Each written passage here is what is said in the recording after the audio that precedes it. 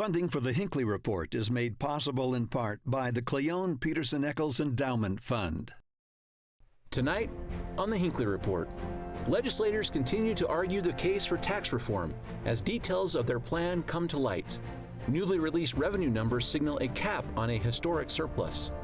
And Utah's leaders weigh into a polarizing national debate and make calls for civility.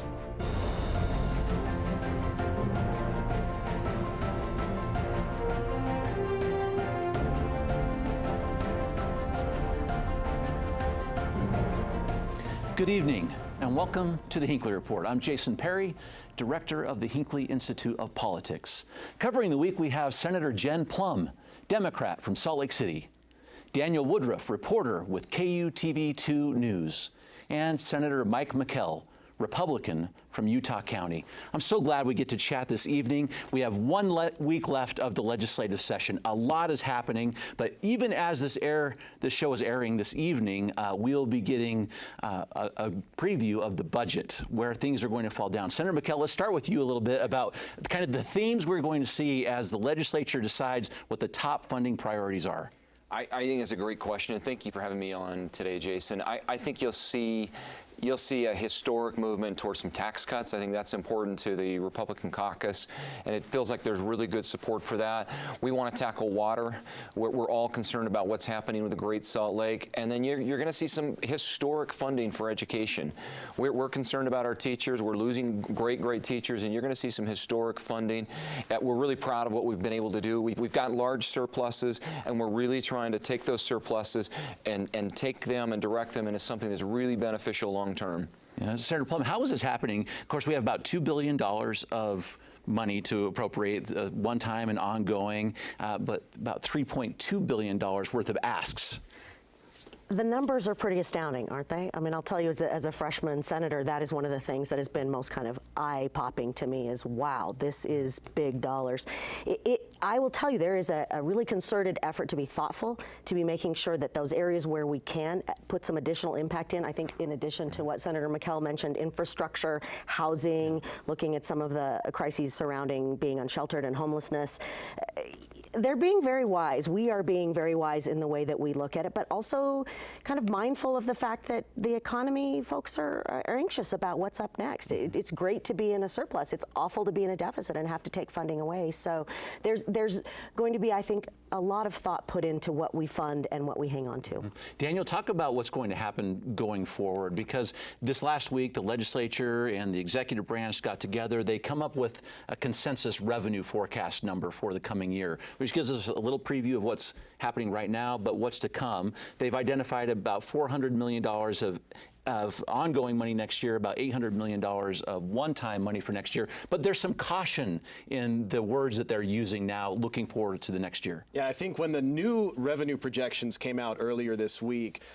they were waiting with kind of bated breath, what is it going to look like? Ultimately, it came out what they're calling flat. So the numbers that they got in November are basically the same as the numbers they just received. But that alone, I think, has caused caution on the part of leadership. In fact, I talked to Senator Jerry Stevenson a few weeks ago. He was telling me about some of the asks he'd gotten. For example, Layton wanted a reflecting pool. For-profit companies were asking for money for some of their things. Yeah. And so there was a lot of money that he was getting hit up for. But the minute those new numbers came out, he said, we are going to need to tighten our belts. And so I think there's a recognition that while we do have a surplus in the state, it's not potentially the amount that some thought there might be, and it may not be prudent in their eyes to go out and spend as much as we possibly can. Right. Senator McKell, this has happened the last couple of years, is we get to that revenue time and it's like, surprise, we've got more. Right. Not the case. How is that impacting how you all are looking at the budget? I think Daniel hit it right on. I think legislative leadership, especially the executive appropriations chairs, they got out in front of it. And so I'm the Beetle chair, so I get some of Explain what that means. So business and economic development, it's the committee where some of the nonsense comes to my committee. I'll just be really honest. The reflecting pond, for example, that comes to my committee. And what we really tried to do is look at every single request and make sure that every single request had statewide impact. Is it something that would benefit the state? Is it something that's going to cause an ongoing liability for the state? And if it didn't, if it was a sheerly local request, we just eliminated it from our list.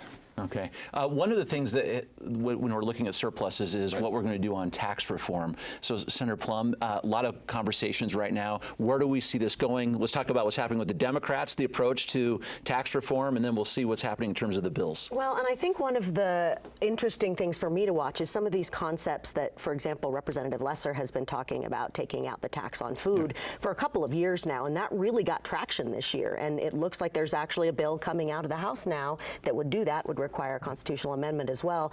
But I think in general, from what I'm hearing within our caucuses is we would really like to make sure that the things that need to be funded and need to be taken care of are handled.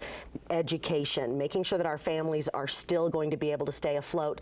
The cost of living is not getting any better. The cost of housing, the cost of pretty much existing. And so, I'm really looking forward to seeing how we can take those pieces. And to me, it doesn't matter which party gets credit for it, right? It's that it actually happens.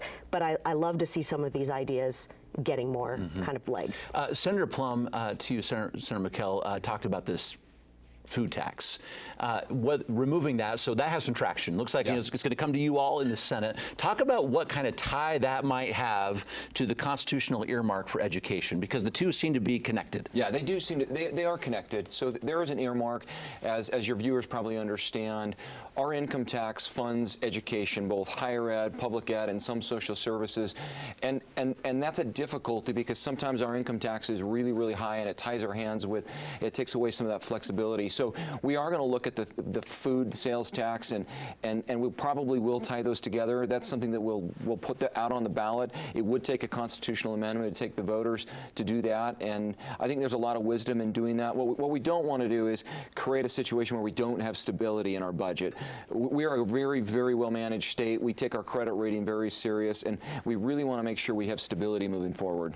Daniel, what are you hearing as you're talking to people and talking to legislators on the Hill about these two issues coming together? Well, we're hearing now that the earmark may stay, but it may be revised. So it would still require voter approval, but it would basically say, and this is as of yesterday, that the discussion is education will be funded and it will factor in inflation, it will factor in growth, but after that, then other needs in the state can be funded. And I should also note children and disabilities are funded with that earmark, which we've already had a vote on for those particular items. But the point is, they're working, lawmakers and education groups have been talking for a while. As of yet, no agreement, but there is that discussion about possibly keeping the earmark on, just changing it so that there, as Senator McKell said, is a little more flexibility in terms of funding both education, public and higher ed, as well as these other needs. And getting rid of the food tax would cost $200 million. That has to come from somewhere. Senator McKell, this is Senator Dan McKay's bill on the constitutional amendment. How is that sitting right now? Likely to go forward, your colleagues? I think it is. My impression is there's good support to see that, and I like the idea of doing that, involving the voters on that issue. I think we do need a little bit of flexibility, especially, as Daniel mentioned, if we pull out $200 million from the sales tax on food, we do need to make up for it somewhere else, and I think it's helpful, and I think it's got some good support. Okay. From your side of the aisle, talk about what your conversations here. Well, the most interesting thing to me is kind of, and this is a newbie, right? The going into the EAC process, the seeing where it's all going to come out. How do you best advocate for those that don't have the voice? So again, for me, that's the kids, that's the families, that's the people right on the fringes. And again, I'm hearing a lot of openness to this concept too, that flexibility, because there are other needs. Education, we absolutely have to make sure that it's funded, and we're, from what I'm hearing, going to fund it with higher numbers than we've ever done before. But that having some flexibility, as long as we've guaranteed that space for education to be covered, is a good idea, is what I'm hearing. I want to get into some specific bills, but maybe as we get ready to do that, Daniel, seems like we might have a lot more of them this year than we've seen in the past. You've been doing some reporting on this. What does that look like? Yeah, well, and it changes by the minute, really. So the latest numbers we got, there had been nearly 1,400 bill requests between the House and the Senate, and of those, nearly 900 of them had been drafted. There was some discussion about whether that was a record number, but I think the consensus generally among the senators I talked to was that's a record number. There's a lot of bills. Yeah, there are. This is the biggest number I've seen. Too many. Too many. Those drafters, ooh, they've been busy. They have indeed. The Office of Legislative Research and General Counsel spending a lot of time getting these bills ready. Do you mind if we talk about a couple of these bills and then some of the things that you see coming? I want to start with one that's interesting because it has bipartisan support and a little bit unique for the state of Utah. Senator Plumb, let's talk with you. This bill, it's Representative Michael Peterson from Logan, Unprofessional Conduct Amendments, House Bill 228. It's about conversion therapy. Talk about that particular bill, what it does, and let's see why this is a bipartisan approach to Well, I think when this issue. bill came out, and when we first started hearing about it, there was a lot of anxiety, especially in communities, because this dealt with conversion therapy, and this dealt with, Which means, oh yeah, so for example, the concept that someone's sexuality, LGBTQIA populations in particular, that things that have been reported to happen in the past to convert someone away from their true identity, their authentic selves, that there's no bearing in science, that there's no basis for that this is right, that this is effective, that this is even okay. There had been efforts in the past to go ahead and say this isn't all right in Utah. We thought that was kind of handled, and then the topic came back up again, which I'll tell you honestly, really made a whole lot of folks anxious about, oh, we're going here again. Is this going to be possibly happening? So the bill came as it passed through, and I think in really kind of a credit to the way things can go well, all sorts of groups got together and weighed in and had expressed their concerns, and from the far this side to the far this side came together to decide that we really needed to codify that there is a conversion therapy ban. Now, is it perfect? No, of course, there is no such thing as perfect. And I think, we all want agreement and protections in place. But I also really think it's important to acknowledge, for me, the most important thing about this is the law's done. Folks who live particularly in these spaces don't have to keep worrying. We're going to keep coming back to it. It's done. And for me, I like that. Senator McKell, Utah's now one of 20 states to ban conversion therapy. Well, and I'd say I'm proud of the work we've done there. Yeah, to see the Eagle Forum to the far right, and Equality Utah, the far left come together. I'll just say this: conversion therapy is insane. A lot of it is insane. I think we all get that, and seeing both sides work together in our state with compassion and in an appropriate way. I'm really proud of what we've done there. I know 20 states have banned it. There's a lot of other states that just don't use it. And we certainly don't want to be in the minority of states that allow that to continue. And I'm really proud that both sides got together and came up with a really good resolution.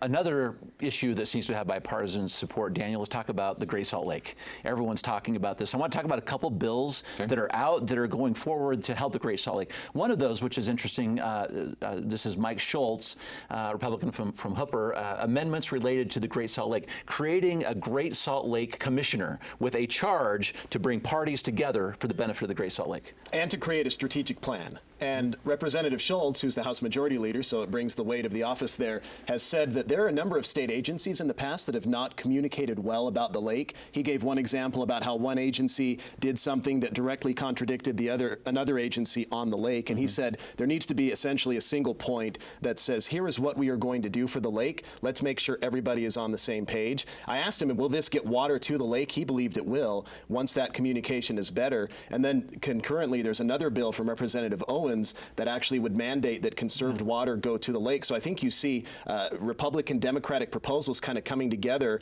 in an effort to both streamline communication and work on the lake that has not been there in the past, as well as practically let's move some of this water from up in the mountains down into the Great Salt Lake. This bill, Representative Owens, it talks about when you can water, no watering lawns from October 1st to May 1st. That's part of this bill here, just trying to get to the usage of the water as well. And this certainly does seem like a bipartisan issue. It does, and I think that it brings that kind of attention of, and there was a candidate who ran in the last session that would say water, water, water. Everything that we talked about, we should have a water eye on it. And I think that that's kind of what's coming together here. Whatever bill you're doing, well, what's the water implication? Well, how can we insert something that may improve our water situation? I think that's wise. Yeah. Let's talk about education for a moment, Senator McKell. Full day kindergarten, something that we've talked about at the state. It didn't have traction for a long time. time. It started last session, but really got some attention this session.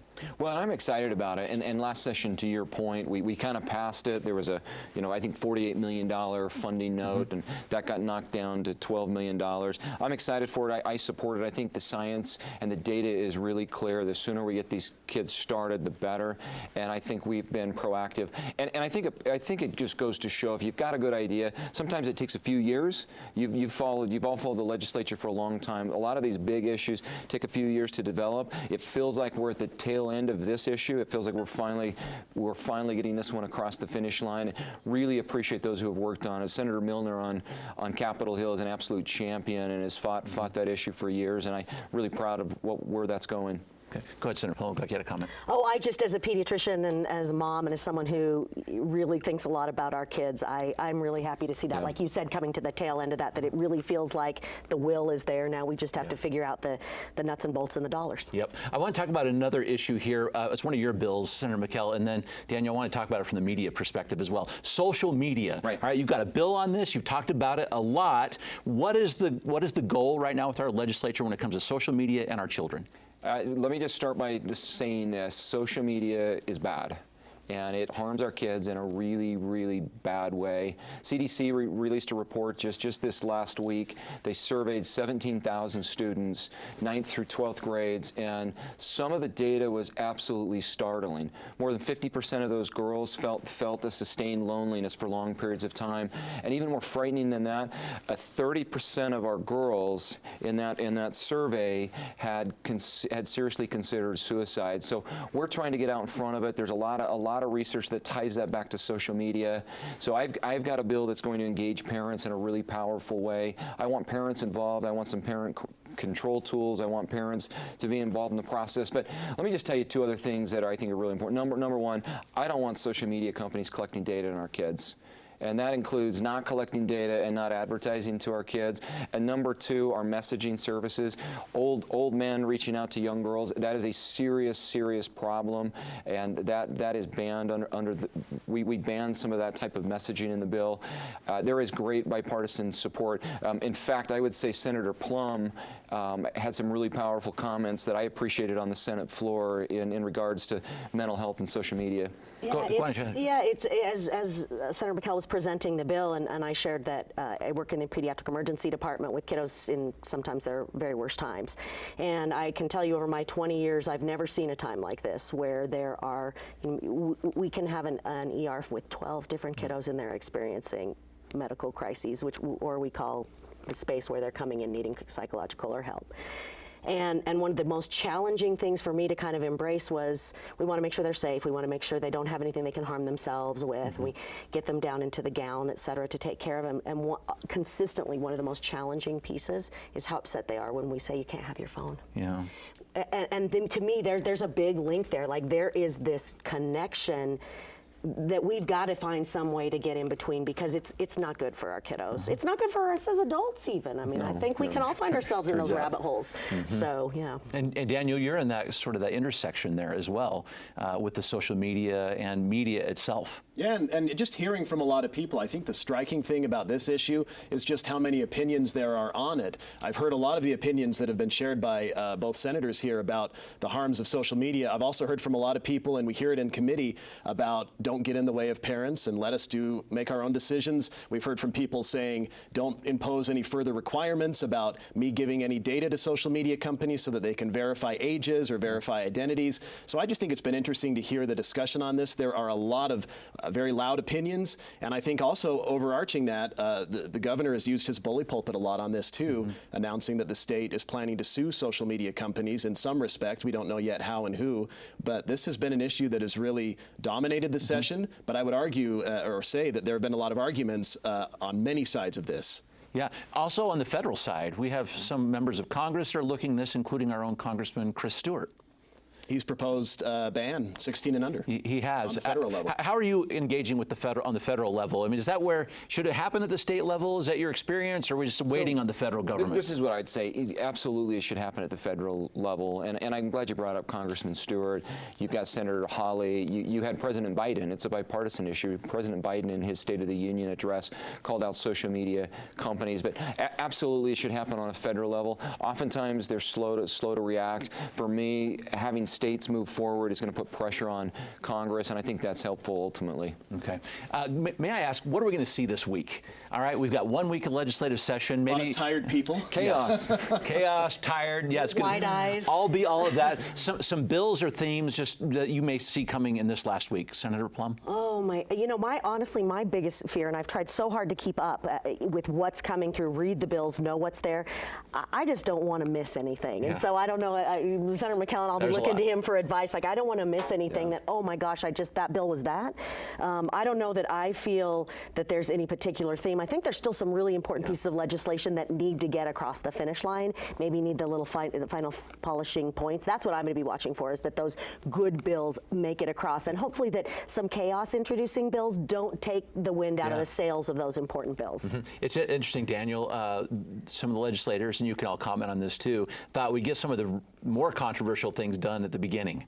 Mm-hmm. And we certainly did have some of those at the beginning. Any of those you see coming in this last week that have a potential? Potential. I mean, we're seeing some election bills that are somewhat controversial. We're also seeing some that are being introduced that may or may not get hearings. For example, one was released that is very similar to Florida's what critics have called the Don't Say Gay bill. Yeah. It's the one that requires that certain discussions not take place in grade school. That got a lot of nationwide attention when Florida passed that. That was just dropped within the last day. Unclear whether that moves, but we are seeing some of those bills that get a lot of attention, and maybe they move, maybe they don't. I also think next week we're going to see a lot of work still on the food tax, as well as that big question of how do we spend this extra money that the state has? How are lawmakers going to spend your extra tax dollars? Mm-hmm. Senator McKell. Well, I've been up there 11 years now, and I just compliment both the House and the Senate. I think a lot of the big rocks got taken care of early. You mentioned some of the controversial issues were taken care of earlier in the session. I think that's true. I think we're going to tidy up our budget as we move forward this last week. I think the tax issue, as Daniel mentioned, I think that is going to be a big issue. But I am hopeful, this is me being optimistic, that this last week is smooth sailing. I'm hoping we're not there till midnight every night, and I'm an optimistic person. So I think we've tackled most of the big issues already. Okay. Can we talk about civility for just a moment? I have this very interesting thing happening on the national stage. Of course, all three of you are good examples of civility. But it's interesting, Representative Marjorie Taylor Greene had an interesting comment this week. Of course, she's from Georgia, where she said we need a national divorce, is how she said this, to separate the red states and the blue states and shrink the federal government. She said everyone she talks to says this. And Senator Mitt Romney had a comment very quickly about this that we caught on tape here. And Daniel, you were there. So a little comment about this and see what's happening nationally and what we're going to do locally about it. Here's the clip.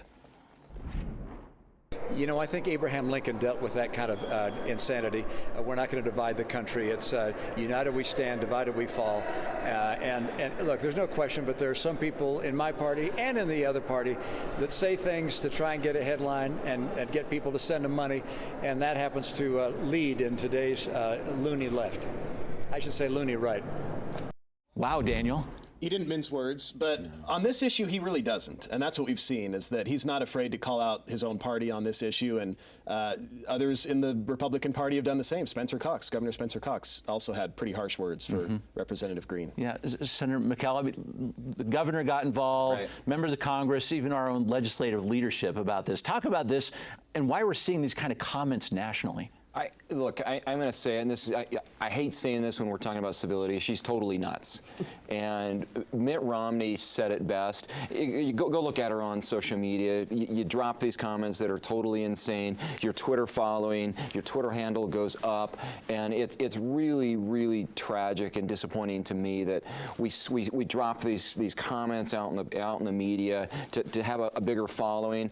Thankfully, that's not the Utah way. That's not the way we do business here. That's It's not, we do a little bit of that on Capitol Hill, but not like they do in D.C. I'm really proud of how well we work together. I mean, I'm here with my freshman colleague, Dr. Plumb, Senator Plumb. We've got a great working relationship, and that's what we see in the state of Utah. But I mean, she's not. I think we all realize that, and I hope the Republican Party, you know, if there is a divorce, I hope we divorce ourselves from people in our party who are just crazy, right, and nuts and loony, whatever Mitt Romney, however he labeled it. In our last 30 seconds about this one. I mean, there really is no place for contempt. Having contempt for one another because we view the world through different lenses does nothing. And I think we can agree to disagree. We can also say, hey, there's some points from this side that help me be wiser, smarter, better. Hopefully I have some points that can help as well. I don't want to live in a state that's an entirely blue state. I hope nobody wants to live in a state that's an entirely red state. We're good together. Let's embrace that. It's an interesting word that Senator Plumb just used when she talked about contempt. So we'll follow that one closely going forward, because of course we're looking for a little more civility in all of our dialogue. Thank you very much for your comments tonight. And thank you for watching the Hinckley Report. This show is also available as a podcast on pbsutah.org/Hinckley Report or wherever you get your podcasts. Thank you for being with us. We'll see you next week.